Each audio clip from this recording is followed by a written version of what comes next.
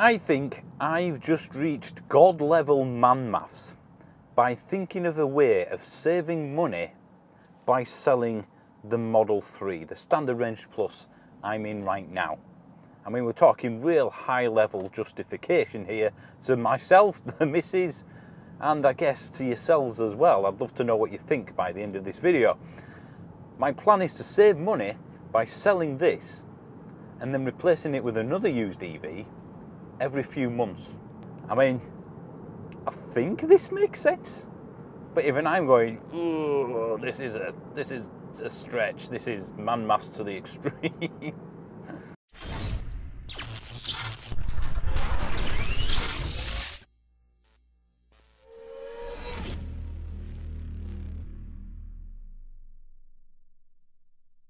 So let me tell you the situation and then my idea.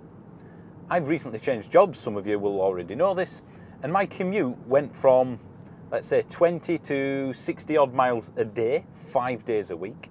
Then there's YouTube stuff on top of that, and then there's personal stuff on top of that, of course. But effectively, I did well above the UK average. I don't have to go to the office as often, sometimes 1 day a week, sometimes 2 or 3, very occasionally 4. But effectively, it's now a 200-mile round trip almost if I need to go to the office. That is not just more miles, certainly if I do 2-3 days a week at the office, but it's all in one car as opposed to spread across 2 or 3.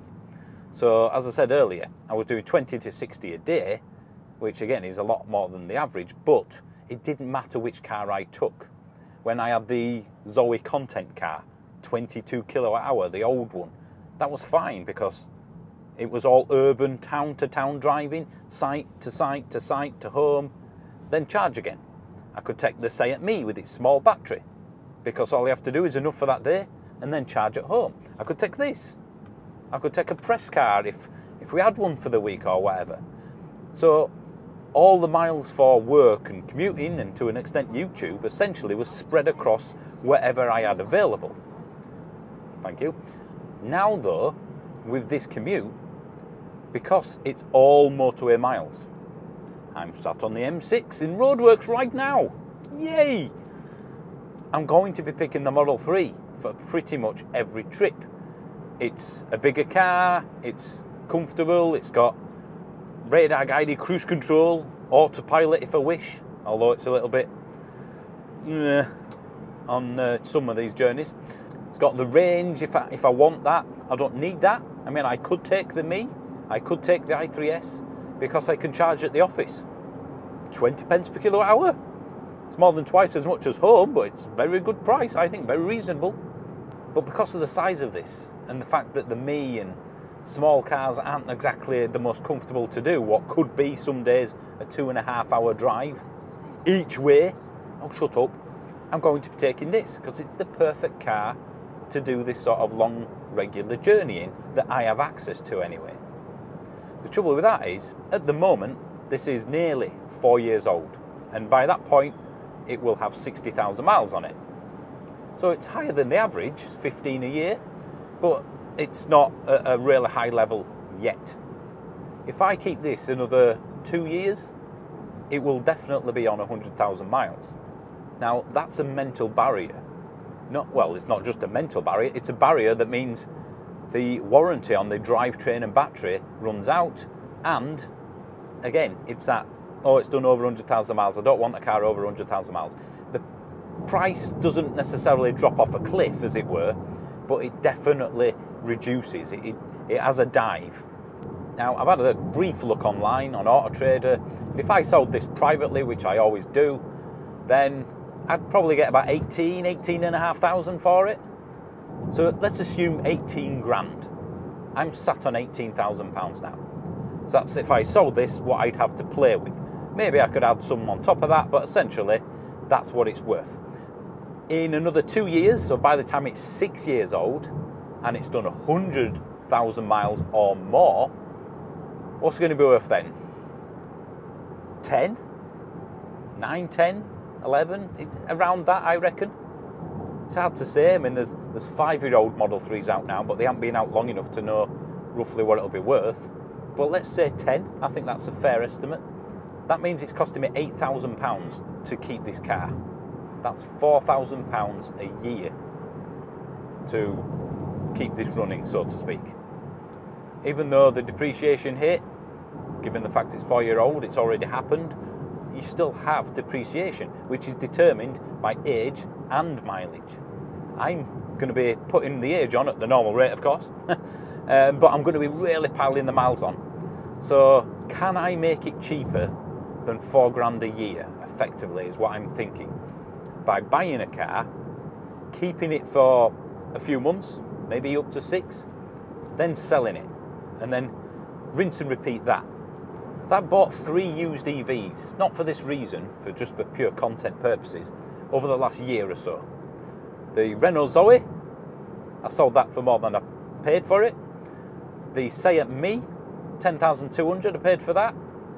A brief look on Auto Trader tells me it's still worth at least that, even though I bought that in August and we're now into March. 6 months and several thousand miles later, I could basically get my money back, or very close to. The i3S, 15.5 grand, who knows what I might get for that, but I reckon I should be able to get my money back. Hard to say, there's always a gamble, but it'll be close to it, I reckon, because it was such a good price. And that's the key, getting a really good price car and then selling it at a normal price, I suppose. If I pile 10,000 miles on a car that's got 30, so if you go from 30 to 40,000 miles, it makes a little bit of a difference, but not that much.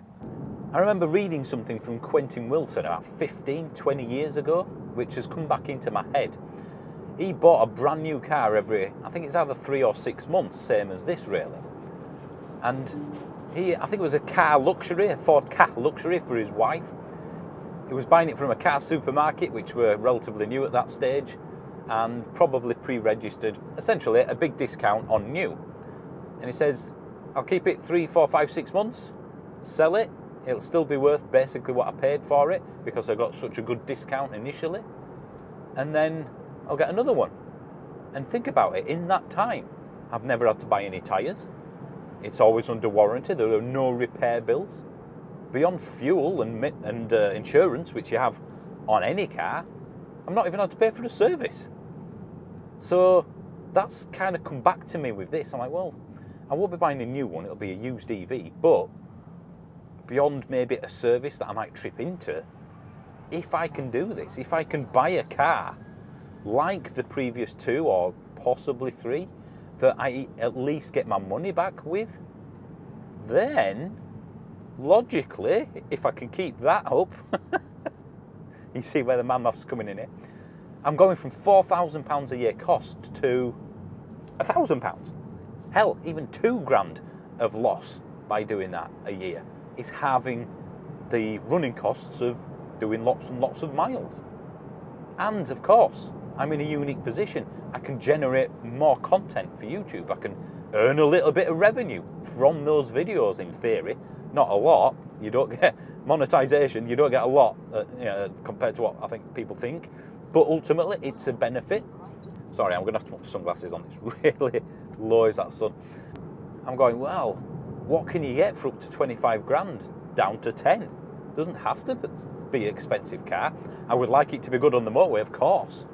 I mean, for under 25 grand, you can get okay miles, maybe even lower miles, Ioniq 5s, Jaguar I-Pace, a car I would never want to really own on a used market because they ain't got the greatest reputation, quite frankly, for reliability. I've seen a few for 22, 3, 4 grand from a Jaguar dealer with a 2-year Jaguar warranty.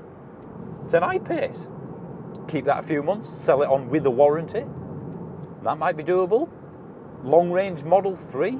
I've seen, heat pump facelift versions, 2021. The one with the black trim. Could get a long-range Model 3. It's a quicker car, it's got longer range, it's got the heat pump, it's got a slightly different interior, although it's effectively the same car as I'm in. That's a possibility. Again, I don't have to go to that level car. Used Model S, repair issues aside that I've mentioned in a previous video, it's like, well, that'd be a good motorway cruiser.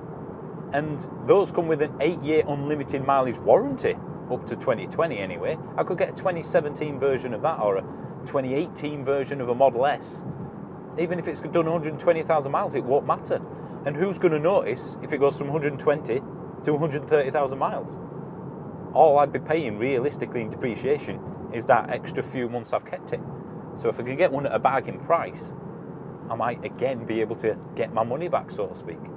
There's a load of options. In fact, if you can think of any from 10 to 25 grand, give me your ideas.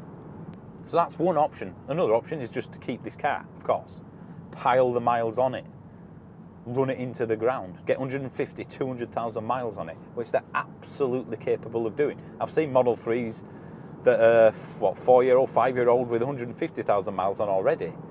Tesla are well known for being able to do a lot of miles. So I'm torn, really, because there's a certain satisfaction and appeal to having this car from new, which I did. I bought this brand new in 2020, and then going, look, I've just done 150 or 200,000 miles on an EV, here you go. That's one video though, isn't it? And it'll take me another couple of years, or well, 3 or 4 years to do that. I think in my head, if I had the choice, I prefer to have several different cars, because who doesn't like buying new cars or used new cars? That's more exciting, isn't it? I think, personally. So that's the theory. That's the Zen level of man maths that I've used or using to maybe do this. I don't know if I'll do it. I don't know if it's something that will absolutely happen, but I'm going from spreading the miles from different cars I have access to for work to spreading the miles to different cars I've not owned yet for work. So there we go. Whoa, what was that? Okay, again, let me know what you think. Let me know if you've got any ideas. You know, there's a Skoda Enyaq over there. I've seen them for under 20 grand. Too big realistically for what we need, and I don't think Lorna would like driving some of the larger cars I mentioned, but they are temporary options. Let me know what you think, and if I do this, then subscribe to make sure you don't miss it. See what fun and frivolity I get into. If you want to support the channel even more, click the join button. It's 99p a month. You get a video on Sunday instead of Friday, and there's Driving Home, the second channel. That has the podcast and occasional extra videos as well. Although, due to work and lots of driving, I haven't done much on there recently. I apologise for that. So thanks for watching, guys. Let me know. See you soon. I'm on the M6 for another 45 minutes. Oh, God.